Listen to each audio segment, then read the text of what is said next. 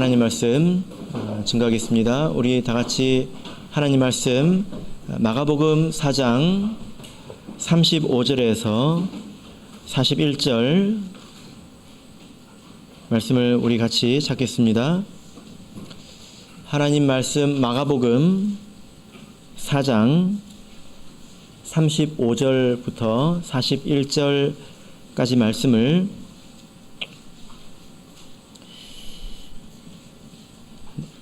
저와 여러분이 한 절씩 교독하도록 하겠습니다.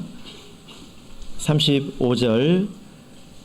그날 저물 때에 제자들에게 이르시되 우리가 저편으로 건너가자 하시니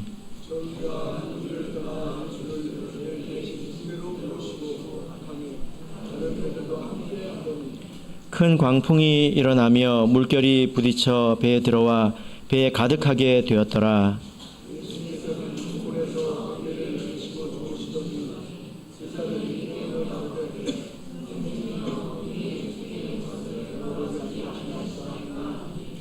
예수께서 깨어 바람을 꾸짖으시며 바다더러 이르시되 잠잠하라 고요하라 하시니 바람이 그치고 아주 잔잔하여지더라.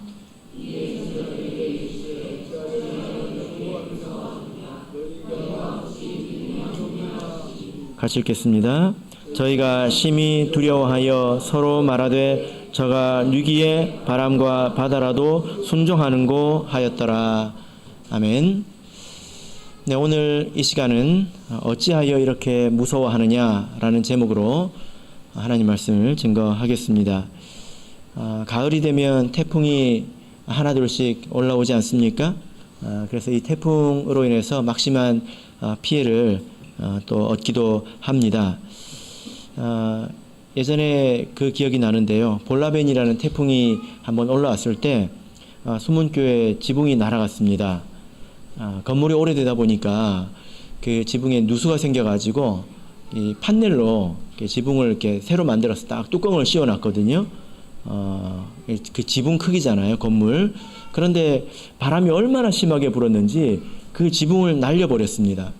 근데 그 지붕이 날아가는 것보다 더 큰 일은 그쪽이 주택가지 않습니까? 그게 내려가가지고 다른 그 슬래트 지붕이나 이렇게 만약에 때렸다면 그 안에 있는 사람이 심하게 또 다칠 수도 있잖아요. 그런데 그 지붕이 날아가가지고 아주 길가에 이쁘게 착지를 했습니다. 예. 실제 거기 가보면 차가 이렇게 한 대가 통과하기가 빠듯할 정도로 골목이 좁거든요. 거기에 살포시 이제 내려앉아 있었습니다. 하나님께서 이런 풍랑 가운데서도 우리를 지켜주시는 것을 이제 보았습니다. 하나님께서 여러분들의 인생의 태풍 가운데서도 항상 지켜주시기를 진심으로 바랍니다. 오늘 본문은 우리 예수님과 제자들이 갈릴리 바다에서 풍랑을 만난 이 이야기입니다. 자, 37절 한번 보실까요? 37절 다시 읽겠습니다. 시작.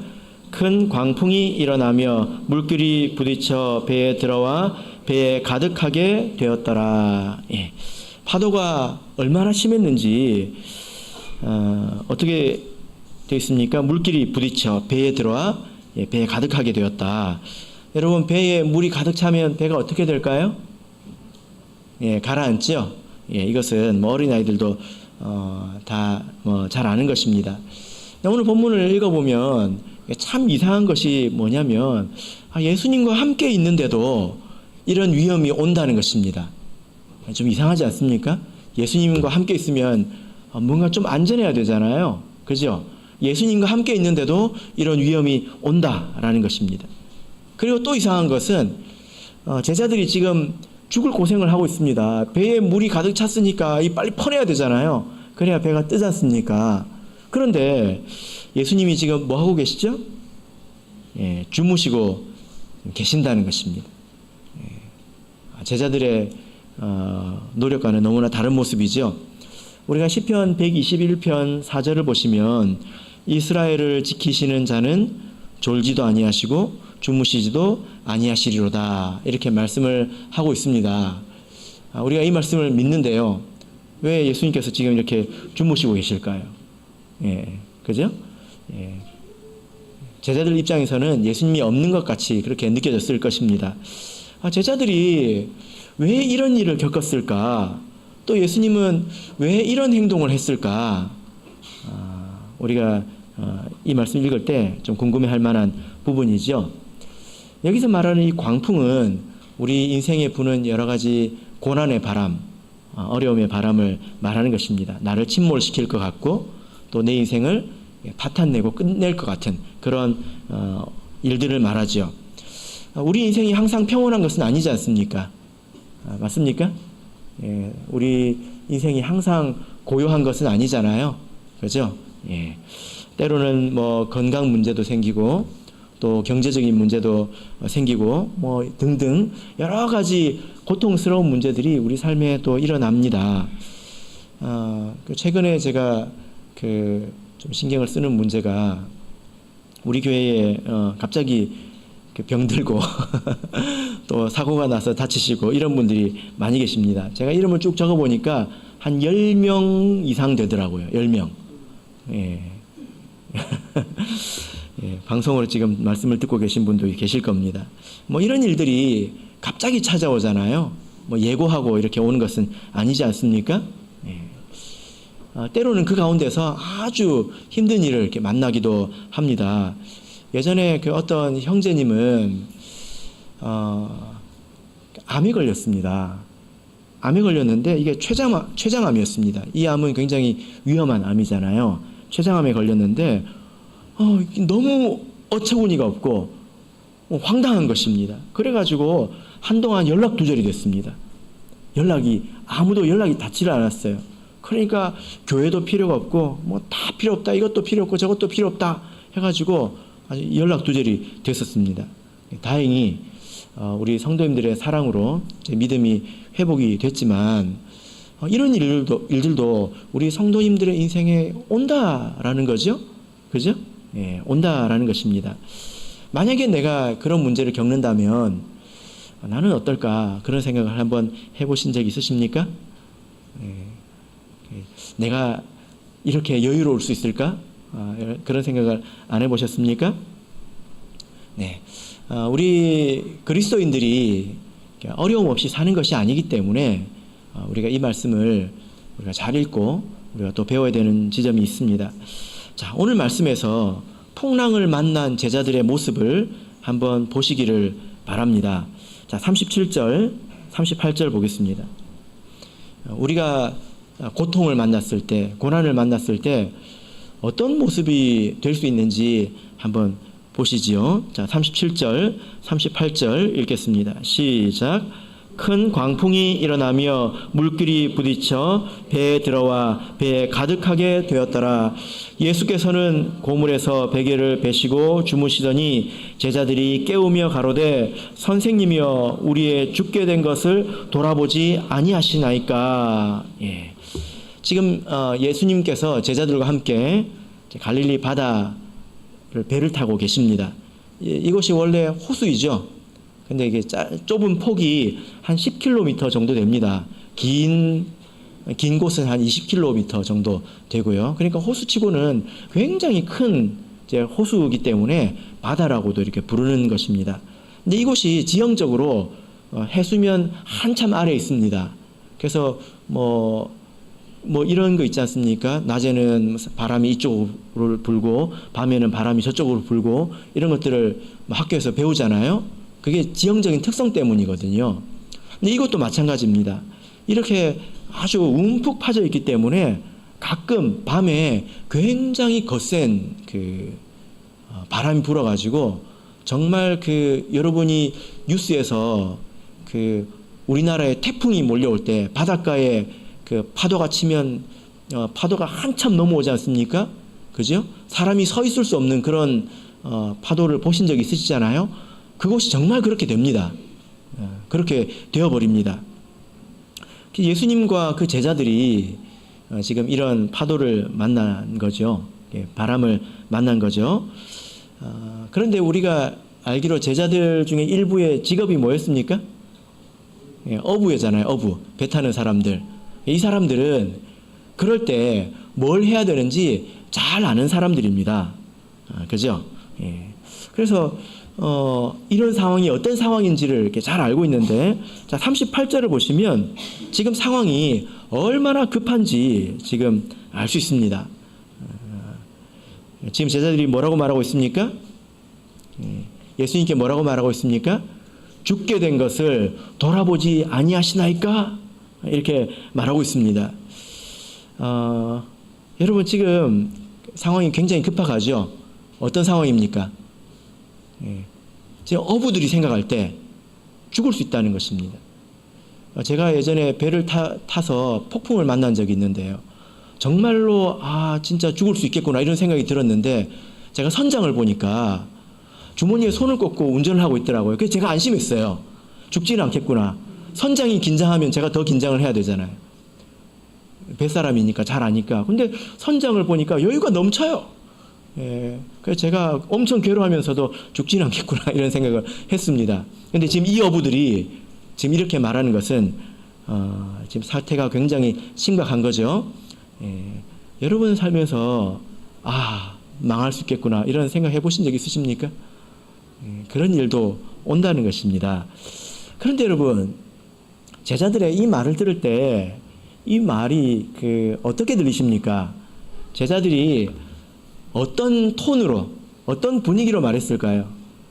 예수님, 우리의 죽게 된 것을 돌아보지 아니하시나이까? 이렇게 말했을까요? 어떻게 말했을까요?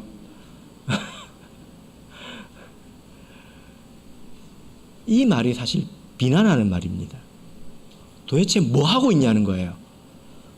여러분 한번 생각해 보십시오. 배에 물이 가득 찼습니다. 우리 유나 같은 애들도 빨리 일어나가지고 모자라도 들고 물을 퍼내야 되잖아요. 근데 멀쩡한 어른이 누워가지고 자고 있습니다. 뭐라고 말해야 됩니까? 도대체 뭐 하고 있냐? 이렇게 말해야 되잖아요. 그죠? 그렇게 나오지 않습니까? 그래서 사실 이 말이 간구하거나 간청하거나 그런 말이 아니라 비난에 가까운 말이라는 것입니다. 예수님을 잘 따르던 이 제자들도 이렇게 광풍을 만나니까 돌변하네요. 그죠? 우리도 그럴 수 있어요. 여러분, 내가 신앙생활 잘하고 있는 것 같죠? 잘하고 있는 것 같죠? 그런데 광풍을 만나면 이렇게 돌변하고 비난할 수도 있습니다. 그게 사람입니다. 내가 그럴 수 있다라는 생각을 가지고 우리가 신앙을 해야죠. 지금 이 장면 가운데서 만약에 제자들이 도망갈 수 있었다면 제 생각에는 주무시는 예수님을 놔두고 도망갔을지도 몰라요. 하다 안 되면. 그렇지 않습니까? 우리 성도님들께서 들으시기에 이 제자들의 이 말이 우리의 죽게 된 것을 돌아보지 아니하시나이까? 이 말이 기도처럼 들리십니까? 기도처럼 들리십니까? 만약에 이것이 기도라면 세상의 모든 원망, 불평, 하나님을 향해서 하는 모든 말들이 다 기도가 되겠죠. 어떻게 나한테 이럴 수가 있습니까? 그러지 않겠냐 이 말이에요. 이것이 기도라고 말할 수 있을까요? 그래서 오늘 본문 말씀을 잘 살펴보면 일반적인 이 고난 그리고 응답받는 기도 이런 교훈과는 조금 다른 점이 있다는 것을 우리가 알 수 있습니다. 오늘 이 말씀이 우리에게 주는 교훈이 뭘까요? 자, 우리 35절부터 다시 한번 생각해 보겠습니다. 35절 읽겠습니다. 시작. 그날 저물 때에 제자들에게 이르시되 우리가 저편으로 건너가자 하시니. 예. 여러분 성경을 읽어보면 제자들이 이 갈릴리 바다에서 풍랑을 만난 적이 있죠. 한 번이 아닙니다. 한 번이 아니에요. 그런데 이 일은 자연적으로 이렇게 생긴 일은 아닙니다. 무슨 말이냐면요. 여러분 우리가 이렇게 살다 보면 자연스럽게 살다 보면 있을 수 있는 일들이 있잖아요. 얼마 전에 제가 재윤이를 이렇게 학교에 태워다 주느라고 학교에 열심히 갔습니다. 근데 학교 앞에 가니까 폭우가 쏟아지는 거예요. 갑자기 게릴라성 폭우같이 앞이 안 보일 정도로 도저히 이래가지고는 10m도 못 가겠다 해서 집으로 다시 돌아왔습니다. 그래가지고 우산을 가지고 갔더니 그때부터 비가 안 왔어요. 여기에 무슨 의미가 있을까요? 무슨 하나님의 뜻이 있을까요? 살다 보면 그럴 수도 있죠. 우리 그런 것에 다 의미를 부여하고 살자면 우리가 너무 신비롭게 살려고 하는 것 아니겠습니까? 그런데 오늘 이런 일은 다르다는 것입니다. 제자들이 살아가면서 이런 일을 겪었다고 하는 것은 그냥 자연적으로 있을 수 있는 그런 일이 아닙니다. 거기에 대해서 여러분 신앙적인 감각이 있으십니까? 살다 보면 나에게 오는 일들이 이게 있을 수 있는 일인지 아니면 하나님과 관계가 있는 일인지 생각하는 감각이 있어야 돼요. 이런 일은 그런 일이 아니라는 것입니다. 사실 이 일은 예수님이 하신 일이에요. 왜 그렇게 볼 수 있을까요? 제자들이 왜 이런 일을 겪고 있습니까? 이 일을 왜 겪고 있습니까? 우리가 35절을 읽었죠? 예수님이 뭐라고 말씀하셨습니까? 우리가 저편으로 건너가자 하셨죠. 그죠? 그래서 이 일을 겪은 것 아닙니까? 예수님께서 가자고 하셨잖아요. 그런데 이 일을 겪었단 말입니다. 그러니까 이 말은 뭐냐면은 예수님이 제자들을 그 가운데 집어넣으신 거라는 겁니다. 이해되십니까? 예수님이 제자들을 풍랑 속에 집어넣기도 하신다는 것입니다. 그러면 우리가 이제 생각을 해봐야 되겠죠. 왜 예수님께서 이런 일을 하실까? 예수님이 실수하신 것일까요? 아무 의미 없이 그런 일을 하실까요? 그렇지 않습니다. 예수님께서는 의미 없이 이런 일을 행하시지 않습니다. 제자들이 이렇게 풍랑을 만났을 때를 우리가 이렇게 찾아보면 사실 그때마다 다 이유가 있어요. 뭐가 있다고요? 이유가 있다고요. 이유가 있습니다. 근데 주로 그때 상황과 관계가 있습니다. 여러분 제자들이 언제 이 일을 겪었는지 아세요?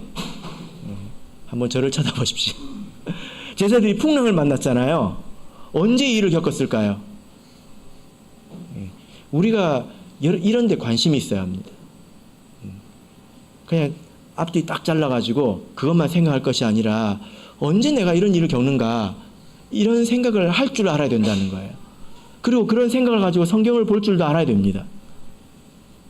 자, 우리 35절을 보시면 그날 저물 때에 이렇게 말하고 있지 않습니까? 언제 이 일을 겪었습니까? 그 날이 저물 때, 그날, 아무 날이 아니라 그 날이 저물 때에 언제요? 바로 그 날이 저물 때였다는 것입니다. 그럼 이 날은 어떤 날이었습니까? 어떤 날이었습니까? 자, 33절, 34절 보겠습니다.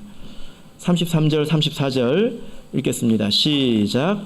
예수께서 이러한 많은 비유로 저희가 알아들을 수 있는 대로 말씀을 가르치시되 비유가 아니면 말씀하지 아니하시고 다만 혼자 계실 때에 그 제자들에게 모든 것을 해석하시더라.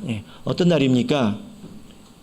예수님께서 제자들에게 말씀하시고 제자들에게만 이 해석을 하셔가지고 제자들만 깨달은 바로 그 날입니다. 이것은 굉장히 큰 은혜잖아요. 그죠? 마가복음에서는 그렇게 이야기하고 있습니다. 사람들한테는 비유로만 말씀하시고 제자들한테 해석을 해주셨다는 거예요. 이것은 이런 뜻이다. 가르쳐 주셨다는 거예요. 이런 아주 큰 은혜 뒤에 이런 일이 찾아왔습니다. 이게 중요한 거죠. 어떤 일 뒤에 찾아왔다고요? 아주 큰 은혜 뒤에 이런 일이 찾아왔다는 것입니다. 진리는 이런 특징이 있죠. 아까 우리가 읽은 말씀처럼 제자들에게만 해석해 주시는 그런 특징이 있습니다. 그래서 진리를 비밀이라고 하죠. 그죠? 자, 우리 누가복음 8장 10절을 보겠습니다. 누가복음 8장 10절입니다. 누가복음 8장 10절. 이것은 우리의 신앙생활에 있어서 굉장히 중요한 관념입니다. 누가복음 8장 10절. 자, 읽겠습니다. 시작. 가라사대 하나님 나라의 비밀을 아는 것이 너희에게는 허락되었으나 다른 세 명에게는 비유로 하나니 이는 저희로 보아도 보지 못하고 들어도 깨닫지 못하게 하려 함이니라. 예. 진리는 비밀입니다. 그래서 허락된 자들이 알게 된다는 것입니다. 여러분, 제 주머니에 뭐가 있는지 이것을 누가 알 수 있습니까? 똑똑한 사람이 알 수 있습니까? 아니면 신실한 사람이 알 수 있습니까? 아니잖아요. 진리를 아는 것은 노벨상 타는 거하고는 다른 문제라는 것입니다. 이건 IQ나 사람의 성품과는 관계가 없습니다. 물론 우리가 열심히 노력을 해야 되지만 이것은 택함 받은 자들이 이제 깨닫게 되는 것이다라는 거죠. 만약에 이런 관념이 없으면 어떻게 될까요? 사람을 보게 됩니다. 그 사람이 얼마나 학식이 있는가, 그 사람이 어떤 학벌이 있는가, 어떤 능력이 있는가, 그 사람이 얼마나 신실한가, 사람을 보게 된다는 거예요. 그러면 속게 된다는 것입니다. 제가 정말 신기하게 여기는 것은 가끔 우리 교회 진리에 관해서 뭐 예를 들어 세례를 통해서 우리가 죄사함을 얻는다든지 성령을 받아서 방언을 말한다든지 이런 것들 있지 않습니까? 안식일에 관한 교훈이라든지 주석서라든지 혹은 전문 서적들을 보면 그 사람들도 간혹 그 말을 합니다. 그 말을 적어놔요. 정말로. 그런데 그렇게 말하면서도 자기가 무슨 말을 하고 있는지 모르는 것 같습니다. 그 글을 읽어보면. 그래서 이 진리를 아는 문제는 정말 사람의 지능과 관계 있는 것이 아닙니다. 이런 것을 알게 된다는 거예요. 만약에 여러분들께서 진리를 알고 계시다면 그것은 우리가 똑똑하고 잘나서 알고 있는 것이 아니라 하나님께서 우리에게 알려주신 것이다 라는 것입니다. 이것이 얼마나 기쁜 것입니까? 얼마나 이게 큰 은혜입니까? 여러분, 그래서 풍랑이 오는 겁니다. 무슨 말일까요? 은혜를 은혜답게 받아야 합니다. 은혜를 은혜답게 받아야 합니다. 그렇지 않으면 예수님께서 풍랑 속으로 던지실 수 있어요. 그러면 은혜를 은혜답게 받는다는 게 무슨 뜻입니까? 이 진리를 아는 은혜, 말씀을 받는 이 은혜, 이것을 정말 귀하게 받는 것은 무엇을 뜻합니까? 어떻게 받는 것을 말합니까? 적어도 오늘 말씀을 보면 제자들은 이 은혜를 정말 은혜답게 받은 것일까라고 우리가 의심할 수 있어요. 그런 것 같지 않습니다. 여러분께서는 이 은혜를 정말 은혜답게 받고 계십니까? 하나님께서 나에게 이 진리를 깨닫는 은혜를 주셨잖아요. 말씀의 은혜를 주시지 않았습니까? 이걸 정말 합당하게 받고 있느냐? 만약에 그렇지 않다면 이제 풍랑 속으로 들어갈 준비를 해야 합니다. 예수님은 동일하시기 때문에. 자, 계속 우리가 한번 생각해 보겠습니다. 오늘 본문을 보면요, 제자들은 딱 두 마디를 합니다. 이 말씀을 잘 비교해 보면 우리가 또 알 수 있는데요. 자, 이 두 마디의 말은 어떤 말이냐면요, 지금 나에게 일어나는 상황, 나한테 어떤 일이 막 일어나지 않습니까? 발생하잖아요. 이것을 어떻게 해석하고 어떻게 판단하는가, 어떻게 받아들이는가에 관계된 말씀이에요. 말이 좀 어려울 수 있는데, 자, 처음으로 한 말이 무엇일까요? 자, 37절 보겠습니다. 자, 38절이죠. 38절. 자, 읽겠습니다. 시작. 예수께서는 고물에서 베개를 베시고 주무시더니 제자들이 깨우며 가로되 선생님이여 우리의 죽게 된 것을 돌아보지 아니하시나이까 하니. 제자들이 뭐라고 했습니까? 우리의 죽게 된 것을 돌아보지 아니하시나이까. 지금 제자들은 뭐라고 판단하고 있어요?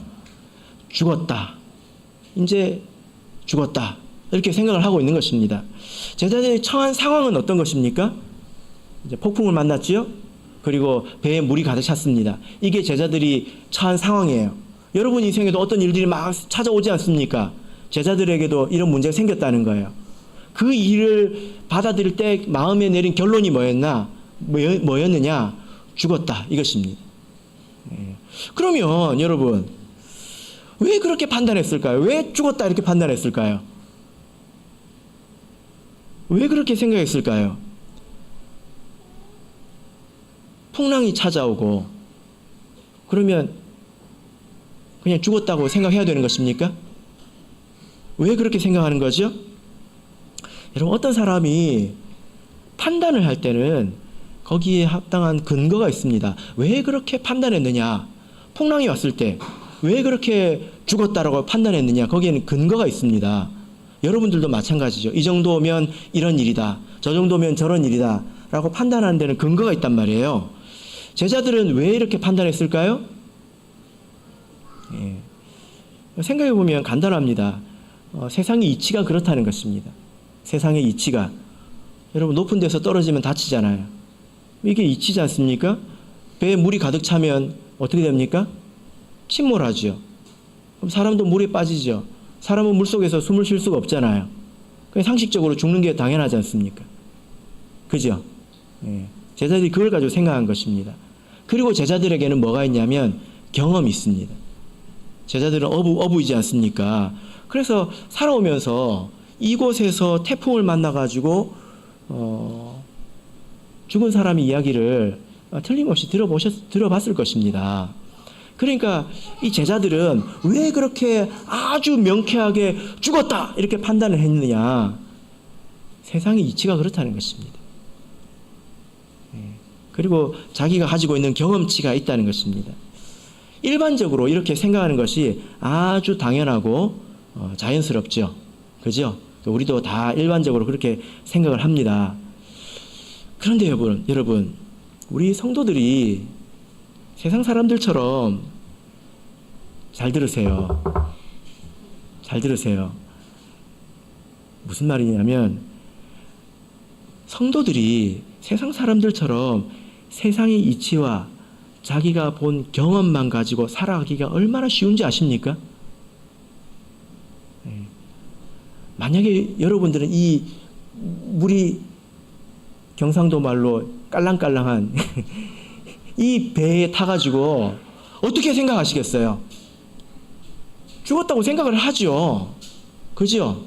그렇게 생각 안 하기가 쉽겠습니까?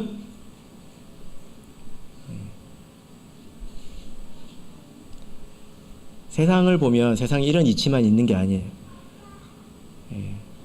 세상을 보니까 돈이 많아야 되더라고요. 맞죠? 그러잖아요.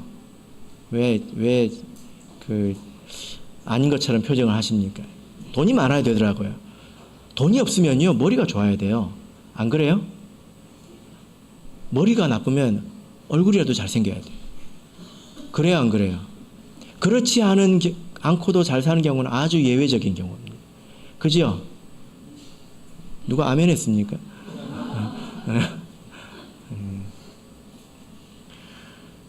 성도들이 세상의 이치만 가지고 살아가면 될까요? 그래서 될까요? 그래서 세상에서 불행해지지 않으려고 죽기 살기로 그걸 쫓아서 살아가는 것입니다. 그런 사람들이 풍랑 속으로 들어가야 돼요. 그렇지 않다는 것을 그 안에서 배워야 됩니다. 예수님께서 그런 사람을 그 안에 집어넣으십니다. 아, 이걸로 다 되는 게 아니구나. 그렇지 않을 수도 있구나. 이걸 이제 거기서 배우게 되는 거죠. 제가 아직 왜 이 제자들이 풍랑을 만나야 됐는지 제가 아직 다 설명을 한 것은 아닙니다. 여러분, 그 전에 먼저 제가 한 가지 질문을 드려볼게요. 여러분, 예수님 믿는 사람은 절대 안 망합니까? 네? 절대 안 망합니까? 어떤 일을 당해도 안 죽습니까? 암에 걸려도 안 죽습니까? 아니죠? 그래서 예수님 믿는 사람은 무조건 잘 된다라고 여러분들이 이미 믿지 않아요. 그죠? 자, 우리 본문으로 가서 보겠습니다. 자, 39절, 40절. 자, 읽어보겠습니다. 39절, 40절 읽겠습니다. 시작.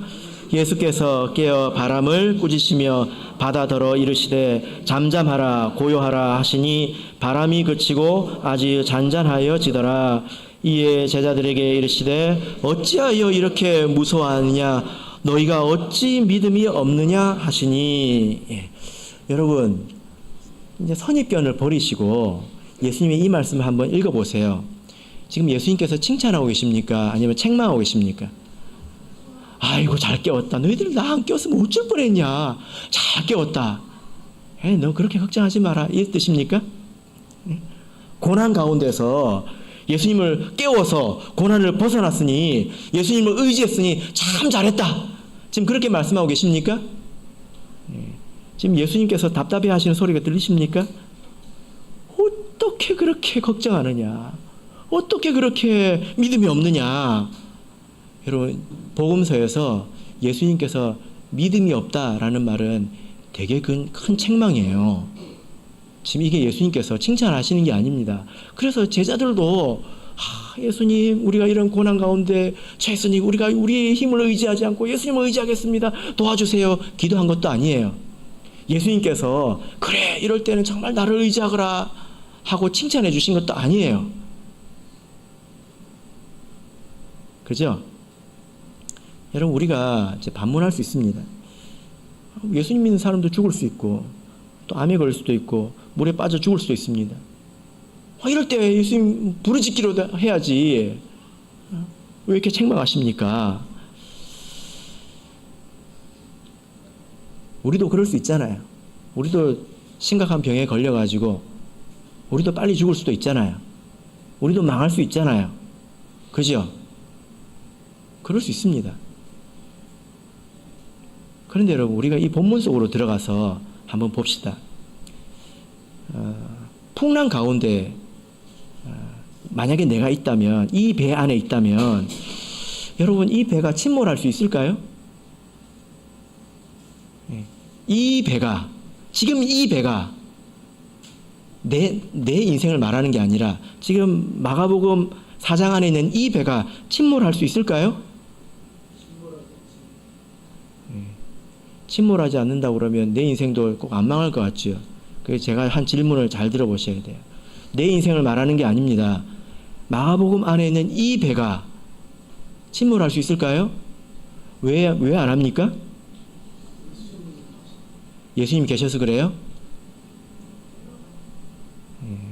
사실 우리가 답을 이미 읽었습니다. 35절을 보겠습니다. 35절에서 예수님께서 뭐라고 하셨습니까? 우리가 저편으로 건너가자. 이렇게 예수님께서 말씀하셨는데 배가 침몰할 수 있을까요? 여러분 예수님 믿는 사람도 죽을 수도 있습니다. 예수님과 함께 죽을 수도 있습니다. 순교당할 수도 있습니다. 근데 이 배는 왜 안 망합니까? 왜 안 침몰하지 않습니까? 예수님께서 건너가자 하셨기 때문입니다. 그래서 예수님께서 이렇게 말씀하셨기 때문에 광풍이 아니라 광풍의 할아버지가 와도 지구가 반쪽이 나도 이 배는 지금 침몰하지는 않는다는 것입니다. 이 말이 이해되십니까? 그래서 예수님의 말씀은 세상의 어떤 물리적인 법칙 또 사람들의 경험 이런 것들을 초월한다는 거예요. 여러분 그래서 우리가 이 말씀을 통해서 두 가지 교훈을 얻을 수 있는데 예수님의 말씀은 땅에 떨어지지 않는다는 것입니다. 예수님의 말씀은 실패하지도 않고 아니면 말고 또 아닙니다. 그래서 우리가 말씀에 대한 믿음이 확실하다면 우리가 말씀을 붙들고 있다면 어떤 순간에도 평안할 수 있습니다. 성경에 보면 바울 사도도 이렇게 태풍을 만난 적이 있는데 훨씬 더 큰 바다에서 훨씬 더 큰 태풍으로 훨씬 더 오랜 기간 동안 바울 사도가 고생을 했습니다. 근데 바울이 두려워하지 않았어요. 살려주세요. 그렇게 막 애걸복걸 하지도 않았습니다. 왜 그렇습니까? 왜 그래요? 하나님께서 바울에게 이미 말씀하시기를 네가 로마에 가야 한다고 말씀하셨기 때문이거든요. 만약에 그때 배가 침몰해서 바울사도가 물속에 빠진다면 아마 요나를 삼켰던 그 물고기랑 비슷한 물고기가 예, 아마 태워다 줬을 것입니다. 죽으면 다시 살렸을 것입니다. 왜냐하면 하나님의 말씀은 땅에 떨어지지 않기 때문입니다. 여러분, 우리 인생에 이런 순간이 있거든요. 예수님께서 지금 배에서 뭐하고 계십니까? 주무시고 계십니다. 여러분, 살아가면서 예수님이 없는 것 같은 순간을 경험해 보신 적 있으십니까? 그것은 예수님이 안 계신 것이 아니라 말씀을 붙들고 오라는 것입니다. 예수님이 붙들어 주지 않고 내가 한 말을 붙들고 오라는 거예요. 그때는 우리가 오롯이 예수님께서 약속하신 말씀만 붙들고 세상에 눈 돌리지 않고 어떤 일들이 일어나더라도 흔들리지 않고 그 말씀만 붙들고 가야 합니다. 여러분, 제자들이, 제가 다시 질문해 볼게요. 왜 풍랑을 만났어야 될까요? 제자들이 진리의 말씀을 들었는데요. 이 말씀을 듣는 태도가, 이 말씀을 받는 그 마음의 자세가 별로 좋지 않습니다. 그것을 간절히 붙들어야 된다는 믿음이 없어요. 그래서 예수님께서 예수님의 말은 저쪽으로 건너가자 한 이 단순한 말 한마디도 땅에 떨어지지 않는다는 것을 가르쳐 주신 것입니다. 이게 이해되십니까? 이 간단한 말씀도, 이 간단한 한마디도 이 한마디 때문에 제자들이 산 거잖아요. 그죠? 안 죽었지 않습니까? 우리가 어떤 태도로 말씀을 붙들어야 되는가, 제자들이 어떤 태도로 말씀을 듣고 붙들어야 되는가를 가르쳐 주신 것입니다. 은혜를 받아도 그 은혜가 어떤 은혜인지 깨닫지도 못하고 그것을 대충 나한테 특별 대접해 주니까 좋은 것 같고 자부심이 있고 그 정도 마음 가지고 받아들인다면 풍랑에 들어가야 합니다. 우리가 지금 받고 있는 이 은혜가, 말씀을 깨닫는 이 은혜가 얼마나 큰 은혜인지 한번 생각해 보시길 바랍니다. 내가 진리를 배우고 깨달았는데 내가 이것을 믿지도 않고 얼렁뚱땅 그렇게 신앙생활을 한다면, 진실하게 그 말씀을 굳건하게 붙들지 않는다면 풍랑 속에 들어가가지고 예수님의 말씀이 세상에 있는 모든 것보다 위에 있구나, 세상 모든 물리의 법칙, 세상 모든 경제의 법칙, 건강의 법칙, 모든 것을 초월해서 예수님의 말씀이 적용되는구나, 이것을 그 안에서 배워야 됩니다.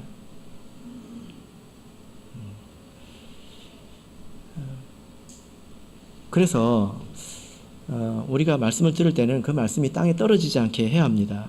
예배를 마치고 여러분 집으로 돌아가실 때에 그 자리에 말씀이 떨어져 있지 않도록 하시길 바랍니다. 남김없이 다 가져가셔야 돼요. 남김없이 다 가져가십시오. 제가 나가면서 한번 돌아볼 거예요. 말씀이 떨어져 있나. 입시 설명회라는 거 아십니까? 세상에서 잘 먹고 잘 살려면 어떻게 해야 돼요? 가장 일반적인 방법은 좋은 대학교 가는 것입니다. 좋은 대학교 가려면 입시 설명회를 가야 되거든요. 거기 가는 사람들이 다 뭐 들고 가는지 아십니까? 뭐 들고 갈까요? 연필 들고 갑니다. 연필. 왜 들고 갈까요? 놓칠까봐.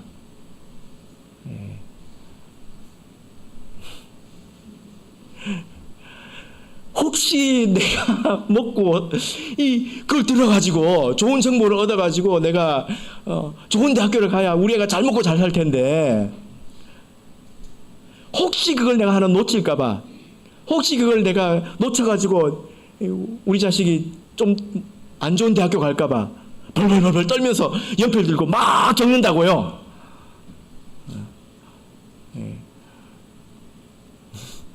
무슨 말인지 아시죠? 입시 설명회 이러고 있는 사람이 있을까요? 아마 그 대학교 관계자겠죠. 우리가 어떤 말씀으로, 어떤 태도로 말씀을 들어야 될지 생각해 보시라는 것입니다. 예수님께서 제자들에게 말씀을 주시는데 이것이 얼마나 귀한 것인데 제자들은 그렇게 귀하게 받지 않습니다. 그리고 그 말을 잘 믿지 않아요. 저쪽으로 가자. 이 말이 얼마나 간단한 말입니까? 예수님의 말씀은 아주 간단한 말도 땅에 떨어지지 않는다는 것을 우리가 꼭 배워야 합니다. 풍랑 속에 들어가서라도 이게 예수님의 사랑이지요. 그죠? 제가 막 고민이 됩니다. 말씀이 떨어지는 것을 보면 예수님한테 풍랑 속으로 넣어달라고 해야 되나. 저를 너무 고민시키지 마시길 바랍니다. 그리고 우리가 이 말씀을 통해서 배울 수 있는 것은 우리가 예수님과 동행해야 된다는 것입니다. 예수님과 동행해도 죽을 수 있어요. 근데 바울 사도는 뭐라고 말합니까? 죽는 것도 유익함이라. 그리스도 예수 안에서는 나의 죽는 것도 유익이다. 이렇게 말씀을 하고 있습니다. 그래서 우리가 정말 두려워해야 될 것은 뭐냐면요. 정말 두려워해야 될 것은 예수님을 따르지 않는 어떤 사람들은 육지에서 풍랑을 안 만났겠지요. 그게 좋을까요? 우리가 정말 두려워해야 될 것은 뭐냐면 내가 예수님과 동행하고 있는가라는 문제입니다. 내가 예수님께서 원하시는 삶을 살지 않고 내 마음대로 하고 내가 돈 버는 게 먼저이고 내가 잘 되는 게 먼저이고 먹고 사는 것이 먼저이고 그것은 예수님과 상관없이 사는 거잖아요. 그런 사람들은 풍랑 만날 때 진짜 두려워해야 합니다. 왜냐하면 예수님과 상관없이 살기 때문이에요. 예수님과 상관없이 사는 인생은 자기가 스스로 책임져야 합니다. 서로 그때는 육지에 있어가지고 안전하다고 느낄지 모르겠어요. 근데 언제 그런 위험이 찾아올지 어떻게 압니까? 그래서 참으로 두려워해야 될 것은 풍랑을 두려워해야 될 것이 아니라 예수님을 떠나서 사는 것이 두려운 것이다 라는 것입니다. 자, 우리 본문의 말씀으로 돌아가서 41절을 보겠습니다. 41절 자, 읽겠습니다. 시작. 저희가 심히 두려워하여 서로 말하되 저가 뉘기에 바람과 바다라도 순종하는고 하였더라. 이 말이 제자들이 두 번째 한 말이죠. 첫 번째 한 말과 비교를 한번 해보십시오. 어떤 문제가 생겼을 때, 어떤 일이 발생했을 때 그것을 이제 판단하지 않습니까? 그런데 그동안의 제자들은 세상의 이치나 자기의 경험을 가지고 죽었다 이렇게 판단을 했습니다. 근데 지금은 뭐라고 말하고 있습니까? 세상의 그런 이치와 내가 지금까지 겪어온 그런 경험대로 되는 것이 아니라 예수님의 말씀대로 되는구나. 이걸 지금 이야기하고 있지 않습니까? 예수님의 말씀대로 되는 것입니다. 우리 시편 107편을 보겠습니다. 시편 107편 24절입니다. 시편 107편 24절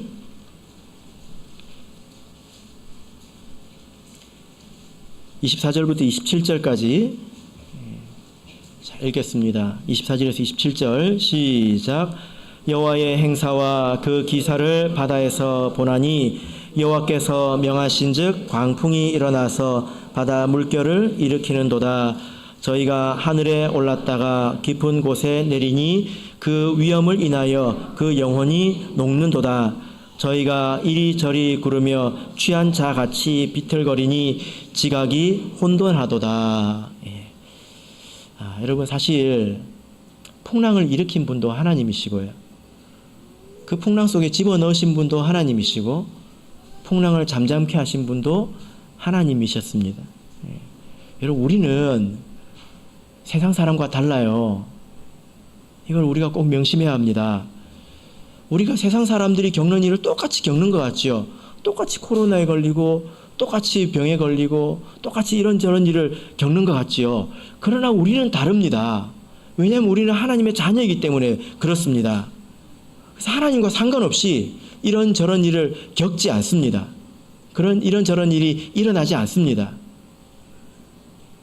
그래서 우리가 하나님을 두려워해야 합니다. 그리고 하나님의 말씀을 두려워해야 합니다. 하나님께서 우리의 삶을 주관하셔서 살게도 하시고 또 넘어지게도 하시고 죽게도 하실 수 있습니다. 그죠? 말씀의 결론 맺겠습니다. 예수님께서 제자들을 풍랑 속에 집어넣으신 이유를 이해하셨습니까? 그렇게 해서 제자들이 달라진 것을 보셨습니까? 그 이유가 무엇이었습니까? 은혜로 받지 못했다는 것입니다. 말씀에 대한 믿음이 없어가지고 말씀이 땅에 뚝뚝 떨어졌다는 거예요.